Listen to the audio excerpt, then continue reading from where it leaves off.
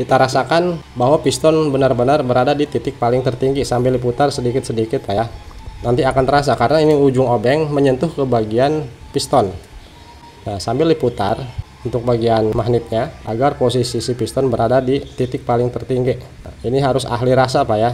Karena banyak loh Pak yang sudah mati perasaan Pak. Terkadang dikira belum masuk ternyata sudah masuk Pak ya. Itu sudah mati perasaan.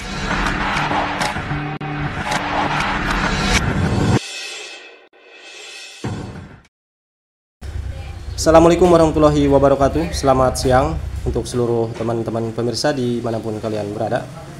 Baiklah, hari ini kita lanjutkan untuk pemasangan piston, buring, dan head di mesin Supra X125 yang kemarin yang sudah kita tangani. Silahkan simak video sebelumnya. Nah, di kesempatan ini kita mau rakit selanjutnya memasang buring dan piston. Dimana untuk buring di sini sudah kita kolter ulang, dimana untuk bagian buring di awal video di motor ini buringnya sudah luka Pak.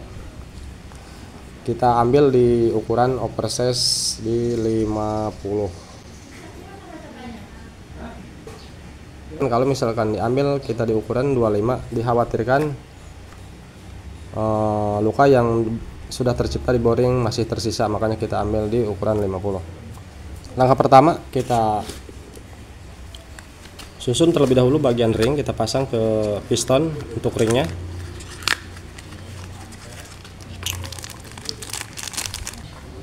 Untuk tata cara pemasangan ring ini sudah sering kita buatkan tutorialnya. Pertama kita pasang ring cacing ataupun ring oli. Nah, sambungannya, ujung ring tepat sejajar dengan pen piston. Langkah kedua, kita pasang ring pelatnya, ring oli, ring pelat. Nah, untuk ujung ring kita posisikan di samping sebelah pen piston. Jangan disejajarkan untuk bagian ujungnya, Pak. Nah, seperti ini. Oke, selanjutnya ring oli yang ketiga, ring pelat. Nah, ring pelat pertama, ujung ring berada di sebelah sini Pak. Nah, yang selanjutnya yang mau kita pasang kita berlawanan arah Pak. Jadi di sini ujung ring yang mau kita pasang. Nah, di sini Pak. Agar jaraknya berjauhan antara ujung ring yang satu dengan ujung ring yang lainnya, agar ketika nantinya proses pemasangan ada penggeseran, jadi titik ujungnya tidak ketemu, tidak sejajar. Selanjutnya ring kompresi pertama yang warna hitam Pak ya. Ini ring kompresi ada dua. Nah, yang hitam kita pasang di tengah, yang T ini pasang di atas.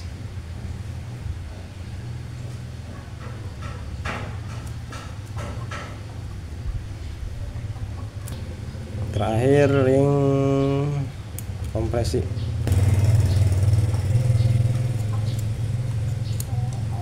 Oke, sudah terpasang. Untuk ring sudah terpasang.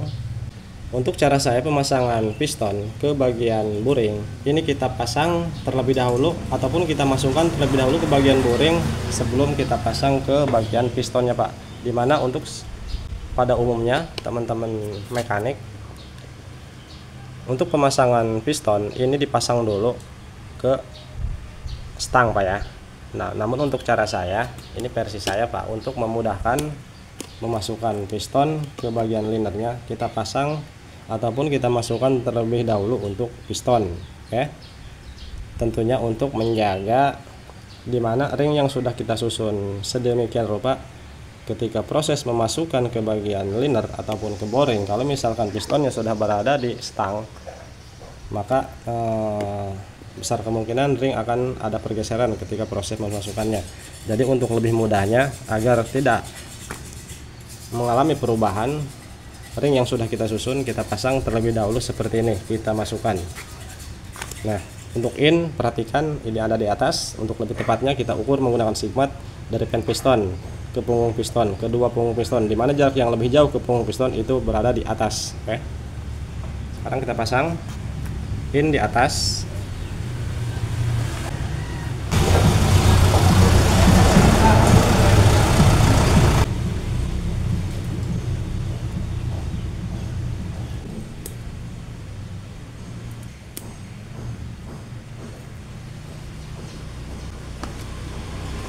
Nah, oke teman-teman, jelas untuk pemasangannya.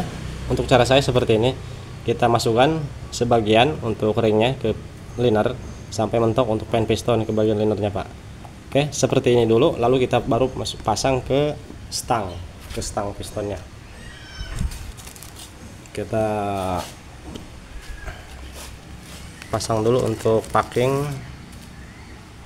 Ini untuk penggunaan packing baru Pak, walaupun tidak dilem ini aman Pak ya, kalau packingnya baru. Kalau melakukan pengeleman ini jangan terlalu tebal Pak. Untuk di bagian blok bawah pengeleman packing jangan terlalu tebal, dikhawatirkan lem tersebut menutupi bagian lubang pompa oli Pak. Yang ini Pak ya, ini sangat kecil, besar kemungkinan kalau lemnya terlalu banyak ini akan menutupi dan sehingga nantinya pompa oli mampet.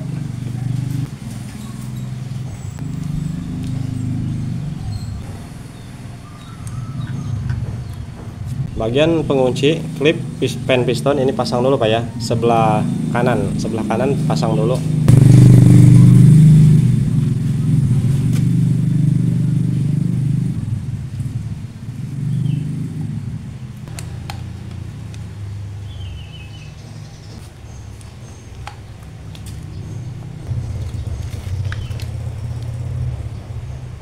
Nah, selanjutnya baru kita pasang klip pengunci pen.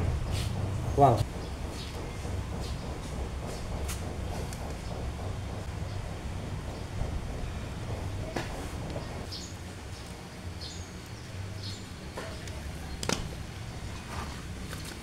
Oke, pengunci sudah masuk, tinggal didorong Pak.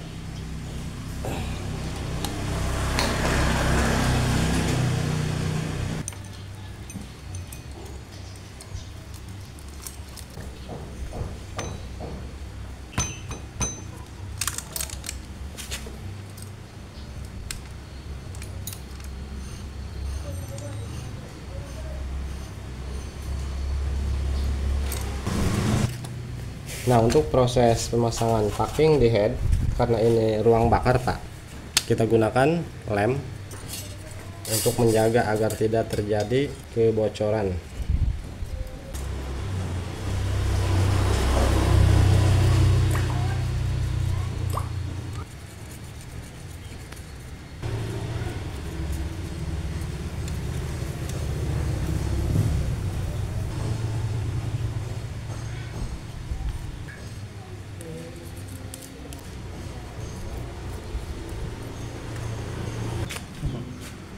Nah, yang ini Pak, ini jangan sampai terlupakan Pak.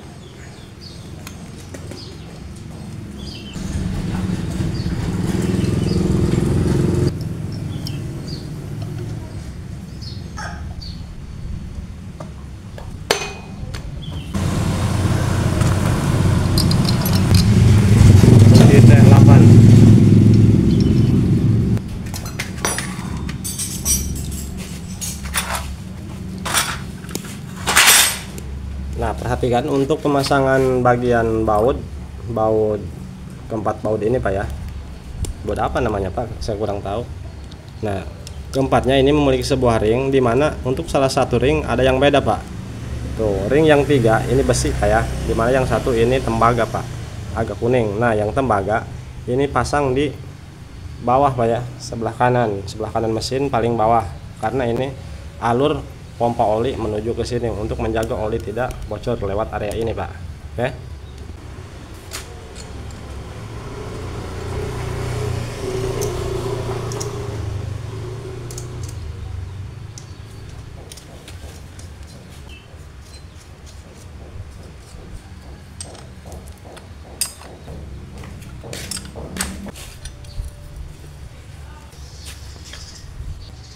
Oke.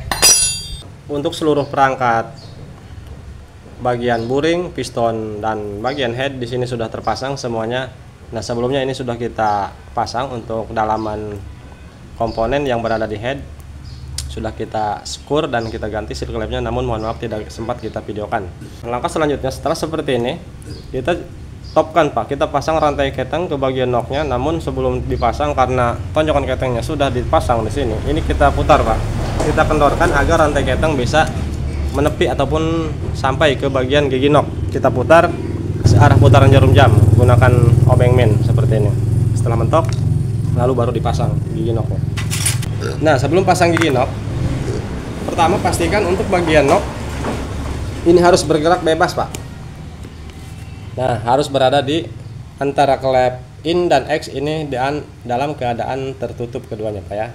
Kalau misalkan tidak bisa diputar seperti ini posisi berada di overlap, jadi kedua klep antara in dan X sedikit agak terbuka. Nah, jadi harus bisa muter seperti ini, Pak.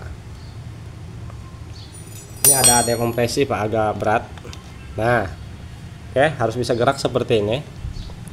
Ada gerakan sedikit, Pak ya, seperti ini, Pak. Kalau misalkan tidak bisa gerak seperti ini, dia berada di overlap. Contoh seperti ini.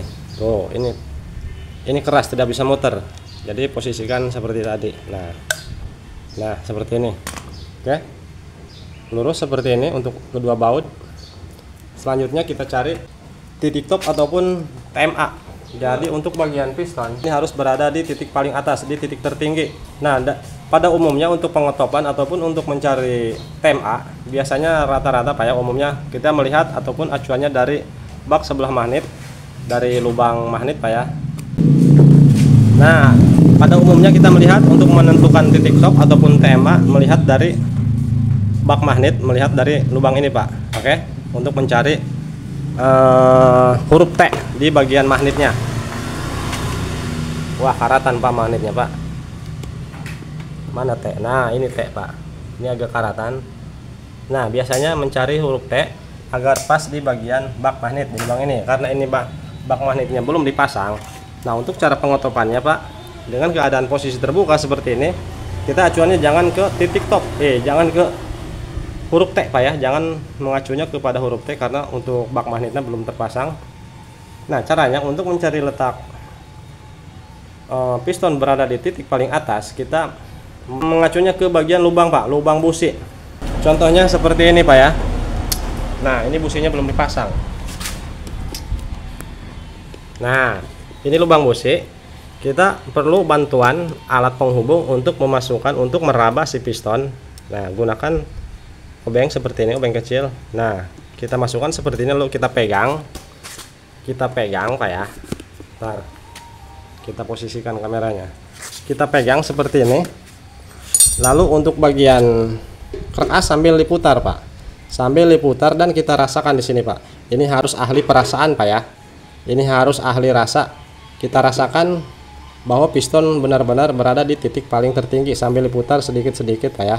Nanti akan terasa karena ini ujung obeng menyentuh ke bagian piston.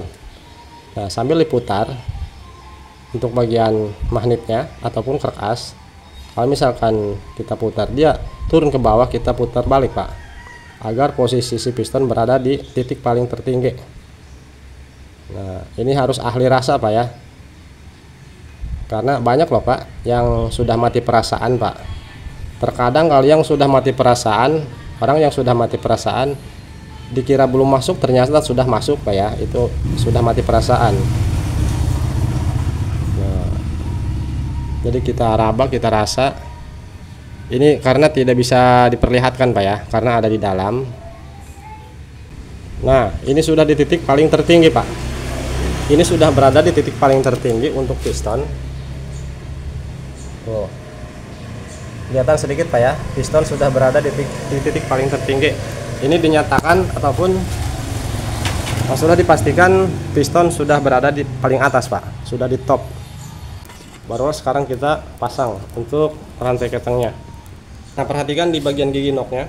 Di bagian gigi nok di sini ada tanda. Nah, tanda titik ini posisikan harus berada di depan. Nah, ataupun berada di sini, Pak. Di sini ada tanda juga. Nah, ini ada coakan, Pak ya. Kelihatan, Pak? Ini ada coakan tuh kecil. Coakan tersebut harus sejajar dengan, nah, jadi tanda titik ini harus sejajar dengan coakan yang berada di crankcase, Pak ya. Lurus ke depan, ya.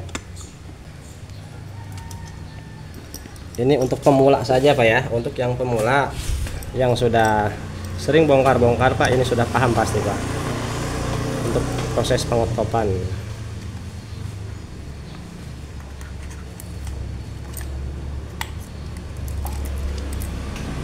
Nah seperti ini tuh, perhatikan. Nah ini belum top Pak ya, tuh ini masih belum lurus, ini terlalu ke bawah jadi kurang ke atas, kita geser.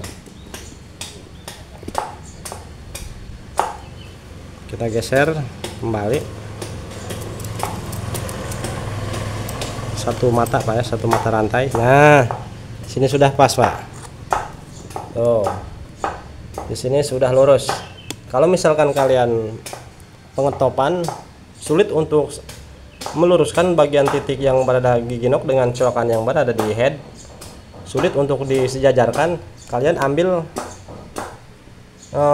arah yang lebih tinggi Pak, lebih tinggi dari tanda ini Pak ya, jangan lebih rendah, jangan lebih bawah dari tanda ini. Kalau misalkan sulit untuk ditopkan, karena kemungkinan juga rantainya sudah mengalami molor ataupun aus Pak, mengalami kendor, titik perubahan, sehingga untuk menentukan titik yang berada di gigi nok dengan tanda yang berada di head ini biasanya agak sulit untuk disejajarkan kalau misalkan rantai ketengnya sudah mengalami keausan. Kalau misalkan rantainya baru namun tetap sulit untuk mencari titik topnya, untuk titik lurusnya, biasanya dari sini Pak, dari dalam, dari gigi sentrik yang berada di kerak as mengalami berubah ataupun bergeser. Nah ini tinggal dibaut baut 8.